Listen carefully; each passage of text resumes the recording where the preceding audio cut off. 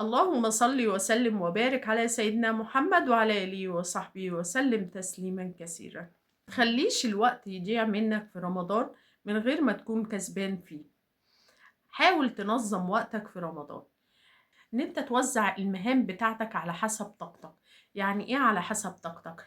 يعني انت لو انت حاسس ان انت بتبقى نشيط وانت صايم، خلاص في التوقيت دوت اقعد ذاكر فيه. اقعد افتح المواد اللي انت ما فتحتهاش من اول الترم وابدأ ذاكرها، وابدأ خد كل يوم جزء منها. تاني حاجة، لازم تلزم نفسك بوقت. لازم تحدد لنفسك، ما تقولش انا هذاكر النهارده من بعد الفطار وتسيبها بقى مفتوحة لحد بقى، يعني ايه، تيجي بقى ايه تقعد كده بعد الفطار تقعد تلاقي مسلسل جه. اه لا، المسلسل ده انا بحبه، انا اقعد اتفرج عليه وبعد كده هقوم اذاكر. لا، ما ينفعش. ما ينفعش. الزم نفسك بساعة معينة. قول انا من الساعة كذا للساعة كذا انا هقعد اذاكر فيه مادة كذا. خلاص. يبقى اذا التوقيت ده تعمل فيه ايه؟ تقفل موبايلك، تقفل الشاشة بتاعتك، وتقعد تركز في مذاكرتك وبس. لو انت كل يوم بتعمل كده صدقني هتنجز حاجات كتيرة من مذاكرتك اللي متأخرة عليك. وما تعملش حجة رمضان. لازم كل يوم في شهر رمضان تكون ساعات نومك لا تقل عن 6 ساعات متواصلة. لما انت تاخد ساعات نومك كويس انت هتقوم عقلك هيكون نشيط، هتقدر تفكر كويس، هتقدر تركز كويس، هتقدر تستوعب كويس. انما لو انت نومك متلخبط وساعات نومك مش مظبوطة، صدقني لا هتعرف تركز ولا هتعرف تستوعب حاجة.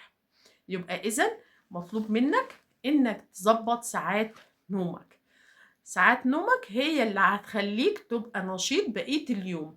عشان ما تضيعش وقتك في رمضان من غير ما تكون انت كسبان فيه، خد الأوقات اللي انت حاسس فيها ان انت همتك قليلة ومش عايز تذاكر، اقعد سبح فيها، اقعد صلي على الرسول بأعداد كبيرة على قد ما تقدر.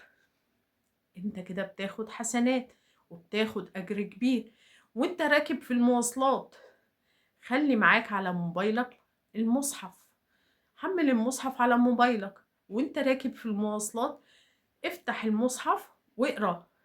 ان شاء الله لو هتقرا كل يوم صفحة بس، انما ما تهجرش القرآن بحجة ان انا في دراسة ومش عارف اذاكر ومش عارف اظبط نفسي ومش عارف ان انا اقرا في المصحف. لا، انت تقدر ان انت تنظم يومك ما بين طاعاتك وما بين مذاكرتك لو انت حابب تعمل دوت.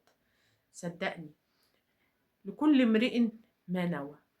وانت لو نويت ان انت لو حطيت بس في نيتك ان انت عايز تختم القرآن السنة دي وعايز تذاكر كويس في شهر رمضان، ربنا هينولك دوت وهيحققهولك. وهتبص تلاقي نفسك في آخر يوم في رمضان انت خاتم القرآن وحصلت كمية كبيرة من المذاكرة. الحكاية كلها ان انت لازم تدرك قيمة الوقت في شهر رمضان. ويا رب أكون في الدكتور.